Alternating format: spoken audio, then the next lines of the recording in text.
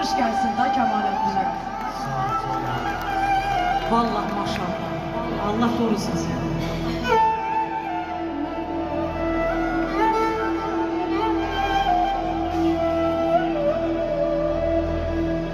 İşler amanlar için yaradımdırım. Ömür perdesine bir nakış vurun, bir nakış vurun.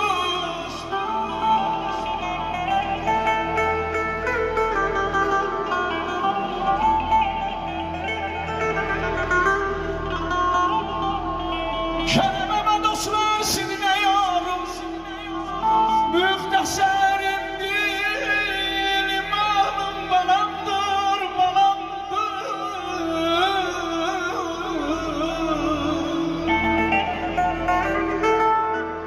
Herden menden soruşurlar, oğul ya kız mı əziz?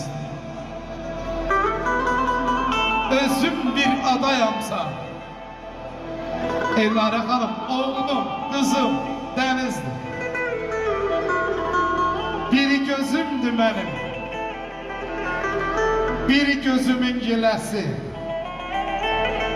Kimler bunu ayrı, kimler bunu böləsi. Körpələrdir sabahımız, ümidimiz, pənahımız. Körpələri pay gönderip bize Qadir Allah'ımız, Qadir Allah hamının balasına toy kısmetiniz.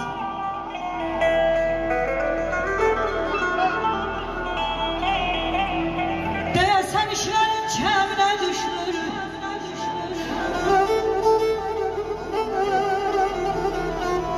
Deyəsən işlərin kəminə düşmür. Bir təhər dayırsan gözümə dünya. Seni demeler.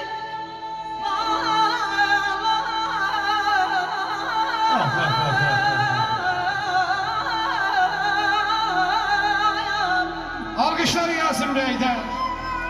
Seni demeler sirdaşım oğlum. Gel sen öğredim gözüme dünya.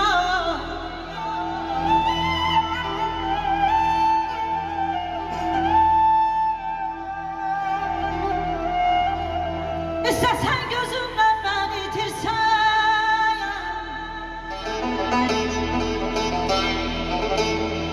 İstesen sözü geri götürsen.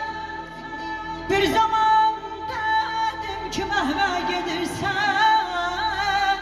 Niye köpürdün gözüme dünya? Gözüme dünya.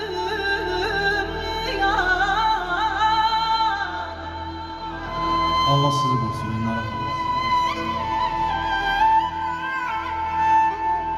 Tuzlu çöreğli dünya, kömre